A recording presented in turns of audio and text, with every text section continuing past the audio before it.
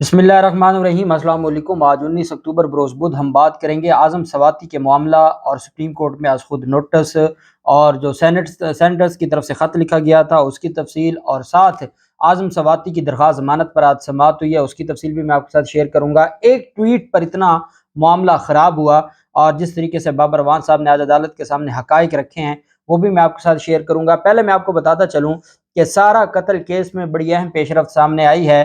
अयाज मीर की बहू का जो कत्ल था बेटे के हाथों, जिसमें अयाज मीर को भी गिरफ्तार किया गया था और उसके बाद अयाज मीर को मुकदमे से डिस्चार्ज कर दिया था।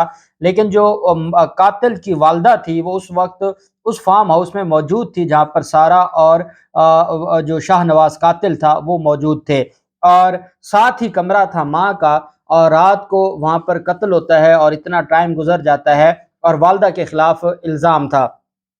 अब आप जानते हैं कि चूंकि एक मर्डर केस था, 302 का केस था, इसमें अबूरी जमानत करवाई हुई थी वालदा ने, शाहनवाज की वालदा ने, और आज उसकी दरख्वास्त जमानत खारिज हुई है और खारिज होने पर वालदा को गिरफ्तार कर लिया गया है। ये तकरीबन 30 साल पहले ही अयाज मीर से अलग हो चुकी हैं, इनका डिवोर्स हो गई थी और ये अलग रहते थे। और जब वकूआ हुआ तो चूंकि शाहनवाज कातिल अपनी वालदा के पास रहता था और जो प्लेस ऑफ अकरेंस है वो इनकी वालदा का घर ही है जहाँ पर ये वकूआ हुआ, और जिसमें वो वालदा खुद बताती हैं कि उनको नहीं पता था कि ऐसा कोई वकूआ हुआ है, लेकिन जब वो कहती हैं कि मुझे शाहनवाज ने बताया तो मैंने पुलिस को इन्फॉर्म किया। डिस्ट्रिक्ट एंड सेशन अदालत में समाअत के मौके पर एडिशनल सेशन जज सुहेल शेख ने मुल्जिमा समीना शाह की जमानत खारिज की। मुल्जिमा समीना शाह समाअत के दौरान अदालत में अपने वकला के हमरा मौजूद थीं। केस का तफ्तीशी अफसर रिकॉर्ड समेत और मुद्दई के वकील रव अब्दुर्रहमान भी अदालत में मौजूद थे। अब मुद्दई के वकील ने मौक़िफ़ अपनाया कि समीना शाह अपने बयानात की ज़द में आकर मुल्ज़मा नामज़द की गई हैं, तमाम बहाने कानून की नज़र में बेमैनी हैं। वकील ने कहा कि मुल्ज़मा भाग नहीं सकती, उन्हें कत्ल के हवाले से मालूम हो गया था लेकिन उन्होंने पुलिस को इन्फॉर्म न किया।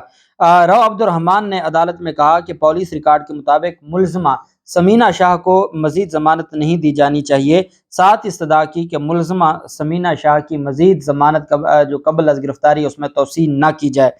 चुनांचे अदालत ने मुल्ज़मा समीना शाह की ज़मानत खारिज कर दी, जिसके बाद थाना शहजाद टाउन की पुलिस ने मुल्ज़मा समीना शाह को कमरे अदालत के बाहर से गिरफ्तार कर लिया, और गिरफ्तारी के बाद ये 27 सितंबर को मुल्ज़म शाहनवाज अमीर की वालदा समीना शाह की तरफ से अपनी बहू के कत्ल और बेटे की गिरफ्तारी के 3 दिन बाद ये अबूरी ज़मानत में तोसी हुई थी। और आप जानते हैं कि शाहनवाज जिस्मानी रिमांड ख़त्म होने के बाद वो जुडिशल रिमांड पर जेल भेज दिया गया था, जबकि उसकी वालदा ने अबूरी ज़मानत करवाई थी और आज वो अबूरी ज़मानत भी खारिज हो गई है।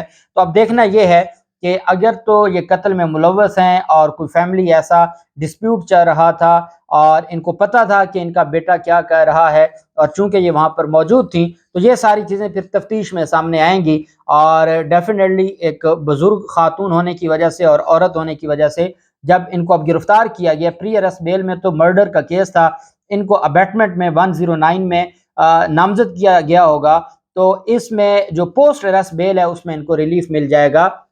जबकि ये जो ऑफेंस है जिसको हम 302 कहते हैं, जो मर्डर ऑफेंस है, ये प्रोहिबिटरी क्लॉज में फॉल करता है, सेक्शन 497, जहाँ पे कहा गया है कि नहीं नहीं यहाँ पे आपने ज़मानत नहीं देनी, उसको प्रोहिबिटरी क्लॉज कहते हैं। लेकिन औरत को उसमें भी एक इस्तिस्ना हासिल है, और औरत की हद तक, और अगर बच्चा है या कोई बहुत ज़ईफ़ उम्र का है तो उनको रिलीफ अदालतों की तरफ से या हमारे कानून ने दिया है। तो अब देखते हैं कि अब ये शामिल तफ्तीश होंगी, इनका कोई जिस्मानी रिमांड लिया जाता है या इनको जुडिशल रिमांड पर जेल भेजा जाता है, और फिर उसके बाद जो ट्रायल है वो शुरू होगा, और फिर इनकी पोस्ट अरेस्ट बेल का जो मामला है वो आगे चलेगा।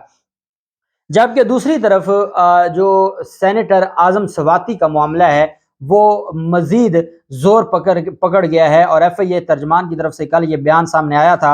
ये पिछले 6 दिन से ये कहा जा रहा था, और आज़म सवाती ने ना सिर्फ अदालत के सामने ये मौक़िफ़ अपनाया, आज़म सवाती के वकील ने भी अदालत के सामने ये मौक़िफ़ अपनाया और अदालतों को बताया कि कैसे तशद्दुद हुआ।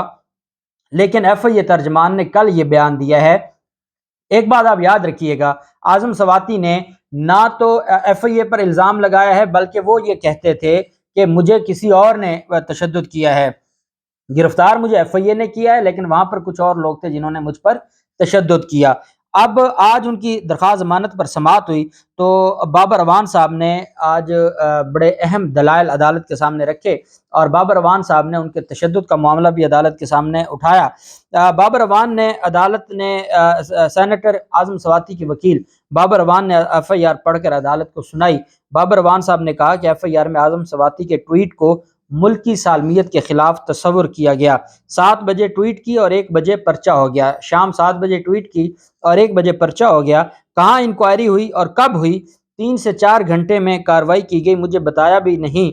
और कानून ये कहता है एफआईए का कि जब आपके पास कोई दरखास्त आती है पहले आप इंक्वायरी करते हैं। ये कोई जर्नल क्रिमिनल लॉ नहीं है कि आप बंदा पहले गिरफ्तार कर लें, एफआईआर बाद में दर्ज करें।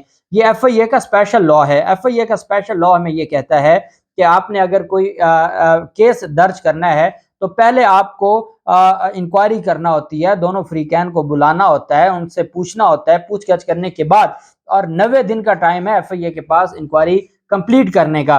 तो बाबर अवान साहब ने कहा कि शाम 7 बजे एक ट्वीट किया जाता है, रात के 1 बजे गिरफ्तार कर लिया जाता है। कौन सी इंक्वायरी हुई ना मुझे बताया गया, ना मुझसे मेरा मौकफ लिया गया, डायरेक्ट एफआईआर दर्ज की गई। उन्होंने कहा कि एफआईए ने बगैर इंक्वायरी कैसे बंदे को गिरफ्तार कर सकती है। पहले नोटिस होता है, फिर पर्चा होता है। इस केस में बगैर इंक्वायरी की कार्रवाई की गई।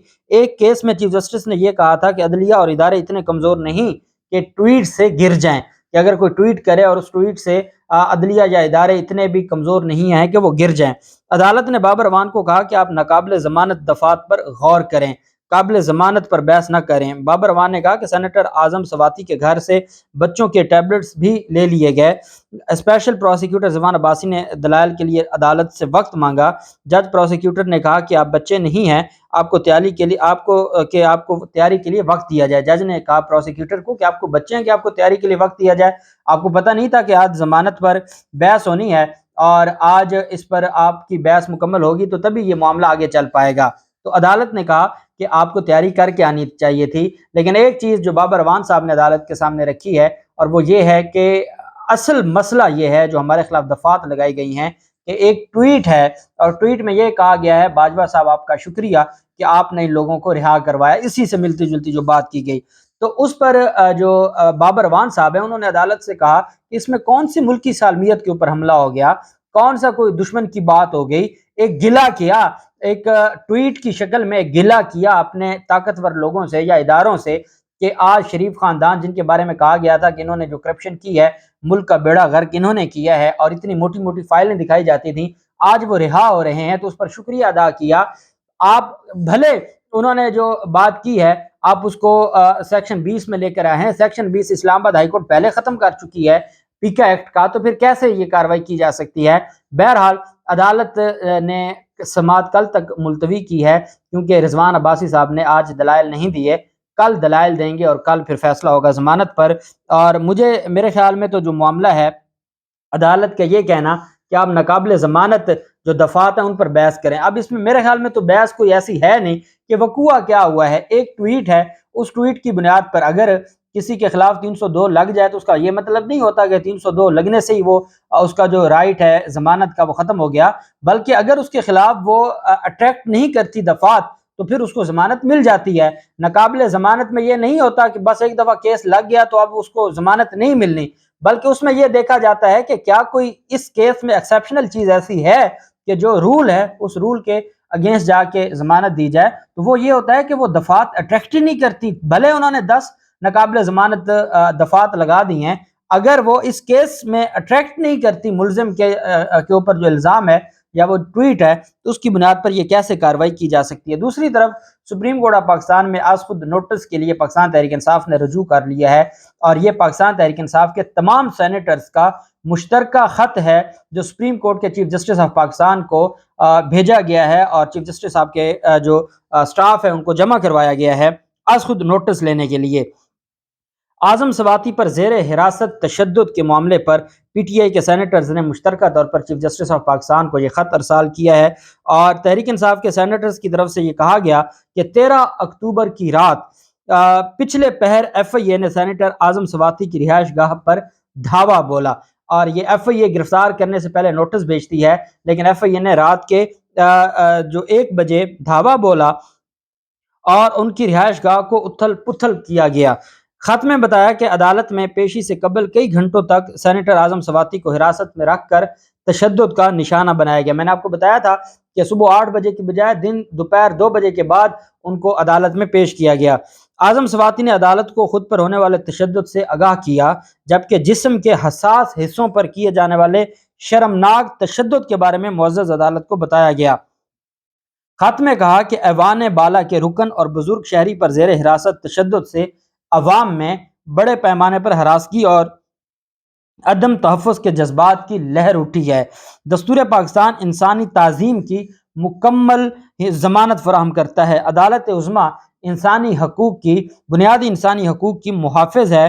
پی ٹی آئی نے یہ مطالبہ کیا ہے کہ چیف جسٹس آف پاکستان انسانی حقوق کی بہیمانہ خلاف ورزی کے اس معاملے پر مفاد عامہ کے پہلو سے فوری طور پر نوٹس لیں، اور اسلام آباد پولیس کا جو کنڈکٹ ہے، چاہے وہ شہباز گل کیس میں ہو، چاہے وہ جمیل فاروقی کیس میں ہو، یا وہ اب اس کیس میں یا ایاز میر کو گرفتار کیا گیا، ان سارے معاملات میں جو اسلام آباد پولیس ہے اس کا کنڈکٹ دیکھا جائے اور اس معاملے پر کارروائی کی جائے۔ اب دیکھنا یہ ہے کہ سپریم کورٹ آف پاکستان جو وفاقی حکومت کی درخواست پر عمران خان کے خلاف توہین عدالت کا کیس فکس کر دیتی ہے اور لارجر بینچ بھی بن جاتا ہے، جبکہ ابھی کوئی توہین ہوئی نہیں ہے اور ابھی صرف ازیوم کیا جا رہا ہے کہ ہو سکتی ہے، عمران خان کہہ رہے ہیں کہ وہ توہین کریں گے اور صرف کہنے پر 5 رکنی بینچ بن جاتا ہے۔ اب دیکھنا یہ ہے کہ اس پر از خود نوٹس لیا جاتا ہے نہیں لیا جاتا۔ جو بھی تفصیلات ہوں گی آپ کے ساتھ شیئر کرتے رہیں گے۔ اللہ پاک پاکستان کا حامی و ناصر ہو۔ بہت شکریہ۔ اللہ حافظ۔ پاکستان زندہ باد۔